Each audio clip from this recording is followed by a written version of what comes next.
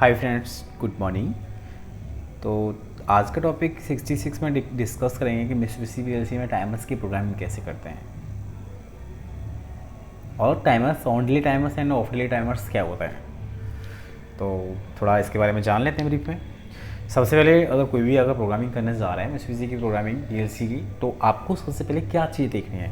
तो पीएलसी का model numbers आपको पता होना चाहिए। मॉडल नंबर के अकॉर्डिंग आप सबसे पहले उसके डिस्क्रिप्शन देखें, उसका मैनुअल को डाउनलोड करें, मैनुअल को रीड करेंगे कहाँ से लेके कहाँ तक का जो प्रोग्राम हमको बनाना है तो वो टाइमर सही है।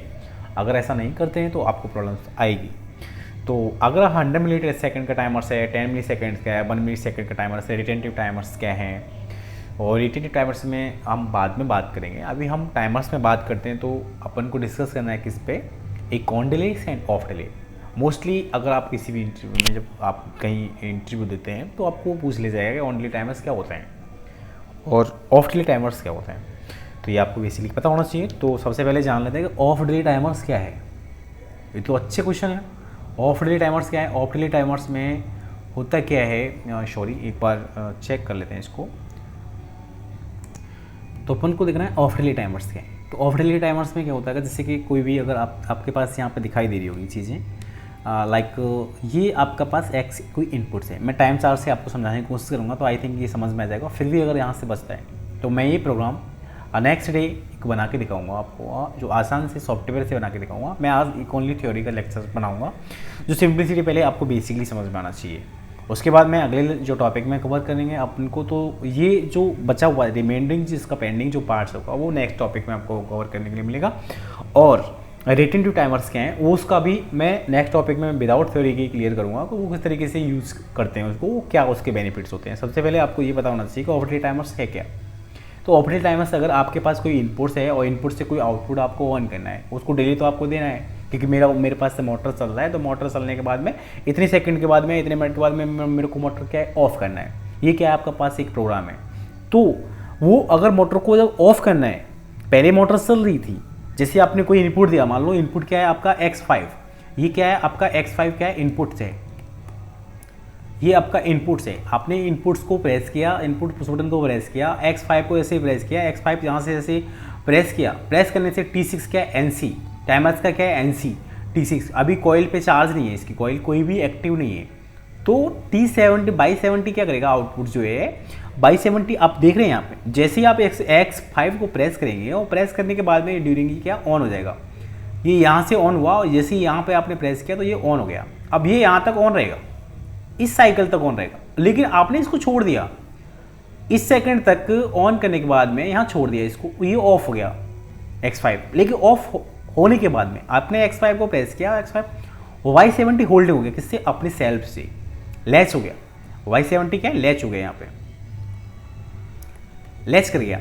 अब लैच कर गया, Y70 ऑन है, Y70 क्या है यहाँ तक ऑन है, अभी यहाँ तक ऑन है। अब क्या हुआ कि आपकी जैसे Y70 ऑन हुआ और X5 क्या है NC है, X5 अब क्योंकि आपने प्रेस किया उसके बाद छोड़ा तो NC आ गया X5। अब बात करते हैं T6 की, जो आपका टाइमर्स है ना, ये वाला टाइमर्स। अब यह किस तरीके से यूज किया है, वो ऑफ डिले, ऑफ क्या है, डिले कर रहे हैं, ऑफ डिले कर रहे हैं। कितने सेकंड जो भी आपने उसमें टाइम डाला है, तो जैसे ही वो 0.8 सेकंड, मतलब कि 8 की जो वैल्यू है वो रिजोल्यूशन वैल्यू ये शो करता है कि 0.8 जो टाइमर सेकंड्स जो काउंट करेंगे तो कन्वर्ट करेंगे तो वो कितना निकलेगा, 8 सेकंड, 0.8 सेकंड।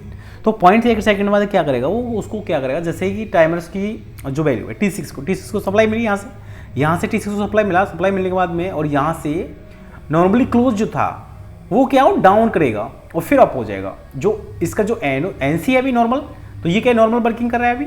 और जैसे ये T6 यहाँ पे जैसे अपना टाइम कंप्लीट किया इसे 0.8 सेकंड, अब यहाँ से ये टाइमर्स को ये कॉइल है, ये 0.8 टाइमर का है।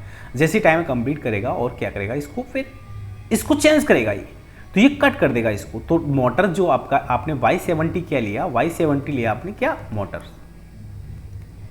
तो ये क्या मोटर क्या ऑफ हो जाएगी। तो ये क्या टाइमर हुआ, टाइम डिले, और कौन सा, ऑफ डिले टाइमर। तो मुझे लगता है यहाँ से आपको समझ में आ गया। फिर भी अगर आपके माइंड्स में बचता है इससे रिलेटिव, अब देखिए सिंपलिसिटी, एक तो आपको अपनी थिंग रखनी पड़ेगी, डिफरेंट अगर पीएलसी यूज करेंगे तो उसमें डिफरेंट टाइमर्स इंस्ट्रक्शन होते हैं। अगर ऑन डिले की बात करते हैं, ऑफ डिले की बात करते हैं, मित्सुबिशी में आपको अपने हिसाब से लगाना है।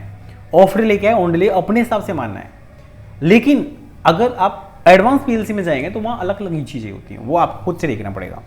तो मैं अब नेक्स्ट पे चलते हैं। ऑफ डिले हमने कवर कर दिया। तो अब ऑन डिले क्या है? ऑन डिले में जैसे आपके पास कोई इनपुट्स हैं, इनपुट्स आपने अपना प्रोसेसर प्रोग्राम स्टार्ट किया, स्टार्ट करने के बाद में आपको लगता है कि मेरे को यहाँ की इतनी डिले तक डिले रही, जैसे आपने स्टार्ट को प्रेस किया, प्रेस करने के बाद में आपको लगता है कि मेरे को 60 सेकंड 6.2 सेकंड के बाद मेरी क्या बाई 70 ऑन होना चाहिए, उसके बाद मेरा क्या ऑफ हो जाना चाहिए। अब बाई 70 मान लो मोटर को ऑफ ऑन किया, ऑन करने के बाद सिंगल पल्स लिया, उसके बाद क्या ऑफ कर दिया। तो यहाँ बड़ी अच्छी चीज़ है समझने की। जैसे आपने यहाँ पर क्या किया, टाइम चार्ट से समझने की कोशिश करना। ये क्या है आपका, ये क्या है, सारी इनपुट्स हैं अभी समझने को। ये क्या है आपका टाइम, ये जो यहाँ से ये शो कर रहा है ना, टाइम को शो कर रहा है। टाइम क्या चल रहा है आपका। अच्छा अब मेरी बात समझना, यहाँ पर आपने प्रेस किया X2, यहाँ से ये ऑन हुआ X2, यहाँ तक ऑन हुआ X2। उसके बाद X2 क्या है, X1 क्या है आपका ऑफ हो गया। जैसे ही आप X1 को ऑन करेंगे, X1 को यहां से ऑन किया, और X2 क्या है, NC है ऑलरेडी। X2 क्या है, ऑलरेडी NC है, ठीक है, X2 NC है। तो अब जब आपका X2 यहां से NC है, तो जब X1 को आप प्रेस करेंगे तो ये क्या है, M50 मेमोरी लेस करेगी। M50 लेस करके बाद में ये T4 जो है अभी ऑन हो गएगा। T4 M50 क्या है, ऑन होएगा जैसे आपने प्रेस किया। और T4 अभी X2 क्या है, ऑलरेडी ऑन है। X2 पे कोई आपने इनपुट नहीं दिया, X2 ऑलरेडी ऑन है। X2 NC है, लाइक NC है, यहाँ पे X2 दिखाई दे रहा है आपको, NC है। तो मेरी बात समझने की कोशिश करना। अब क्या हुआ, ये ऑलरेडी NC है तो पावर क्या जा रही है अभी। अब जैसे T4 एंड 50 यहाँ से ऑन हो गया ये, और कहाँ तक ऑन है, अभी यहाँ तक। अब इसका टाइम कंप्लीट करेगा ये टाइमर को भी वो सप्लाई मिली हुई है, और M50 को भी। M50 तो ऑलरेडी लैचिंग है, उसको तो कट होने वाला है नहीं।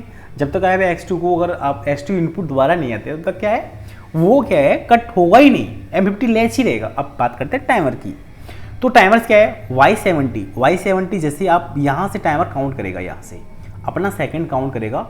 और जैसे ही T62 का मतलब होता है 6.2 सेकेंड, रिजोल्यूशन वैल्यू को अगर मल्टीप्लिकेशन करोगे तो ये कौन सा टाइमर है, 100 मिली सेकंड का टाइमर है, ठीक है। तो आपकी वैल्यू निकल के कितनी आएगी, 6.2 सेकंड। 6.2 सेकंड, अब आपने 6.2 सेकंड टाइम को काउंट कर लिया। टाइम जैसे ही काउंट करेगा यहाँ पे ना, तो ये क्या है, Y70 क्या है, ऑन होगा।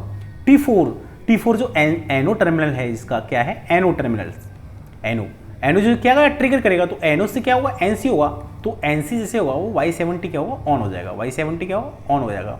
अब जो उसी ड्यूरिंग में, अब जो इसका NC पॉइंट था ना, पहले से ये चल रहा था। Y70 कोई दूसरी मोटर्स है, ये मान लीजिए मोटर्स 1 और ये मोटर 2,